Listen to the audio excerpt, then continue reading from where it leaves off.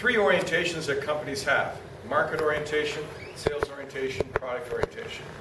A product orientation is a company that describes itself and does all its marketing based on the physical features of its product, like Cadillac. So it'll have commercials talking about the new stereo system in the Cadillac, or the big powerful engine, or the tires, or the paint finish, or so on, right? And this is typical of companies that marketed in the 1950s, 60s, and 70s. They tried to sell their product based on the FABs, the features, advantages, and benefits. So a product orientation is a company that doesn't really care what the customer is interested in. They just make something that's really, really, really good, and they'll hope you'll buy it because it's good. That's called a product orientation. Then later on, when people became more marketing savvy in the 1980s and the 1990s, they had what we call a sales orientation.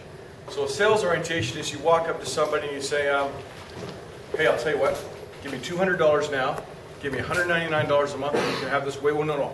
Give me $50 right now, give me $150 a month, and you can have this. Wait, my sales director's just said, oh, sorry, no money down, $100 a month, you can have this watch right away. That's a sales orientation, like Leon's Furniture. So the way you sell your product is totally based on price. And you're in a competitive environment, and many other people are selling products that are somewhat similar, right? A marketing orientation is to walk up to somebody and say, this is a $4,000 diving watch. Do you like to swim? Say no. Okay. Do you like to swim? Say yes.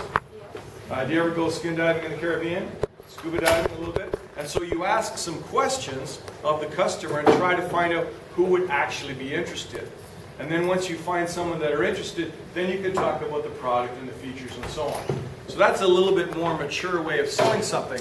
Instead of just start talking about the rotating bezel and the diving clasp and stuff like that, which is a product orientation, instead of talking about the price, which is a sales orientation, a marketing orientation would use techniques, some of which we're going to study in this class and then in the other class, to find out what the customer's actually interested in and give it to them, which is one of the reasons why the iPhone 5 is a little bit bigger than the iPhone 4.